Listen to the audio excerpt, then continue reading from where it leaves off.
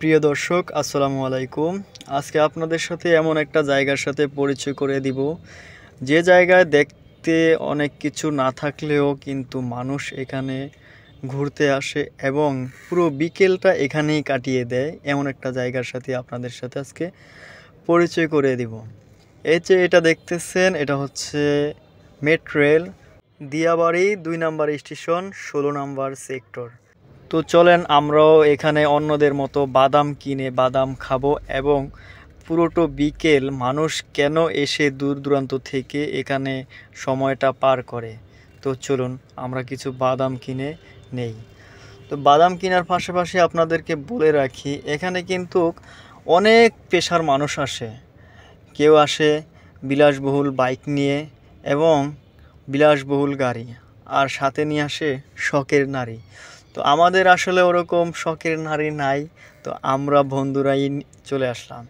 তো বাদাম খেতে খেতে আমরা দেখলাম যে এখানে এই যে মেট্রো যাচ্ছে, মেট্রো একটা ভিউ দেখা যাচ্ছে। পিছনে আছে 18 নম্বর সেক্টরের বড় বড় ভবন, আর তার ঠিক সামনে দিয়েই মনে করেন যে এই যে বিমান ল্যান্ড করতেছে, এটার পাশে দিয়েই কিন্তু এয়ারপোর্ট। তো বিমান প্রতি 5 মিনিট 10 মিনিট পর পরই একটা করে বিমান নামছে, এটাও দেখা যাচ্ছে। এবং বিভিন্ন মানুষ বিভিন্নভাবে এসে সবুজ ঘাসে বসে অনেকভাবে আড্ডা দেয় এবং সন্ধ্যা পর্যন্ত।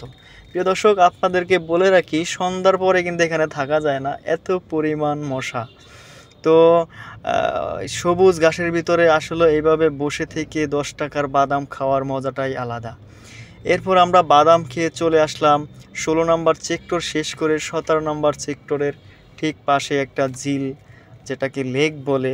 এই লেক ভিউটা অনেক সুন্দর। তার ওই পাশে হচ্ছে 15 নম্বর সেক্টর। আর ওই সেক্টরের যে গাছগুলো আছে, গাছের নিচে ফুচকা, বিভিন্ন চটপটি এবং চাপের দোকান, আর গাছের সাথে বিভিন্ন রং বিরঙের দেখা যাচ্ছে যে বাতি লাগানো। ভিউটা খুব সুন্দর। আসলে মানুষ এই ব্যস্ত শহরের ব্যস্ততার ভিতরে একটু ছুটির দিনে প্রিয় মানুষকে নিয়ে ঠিক এখানেই আসে, এরকম সুন্দর একটা নিরিবিলি জায়গা উপভোগ করার জন্য।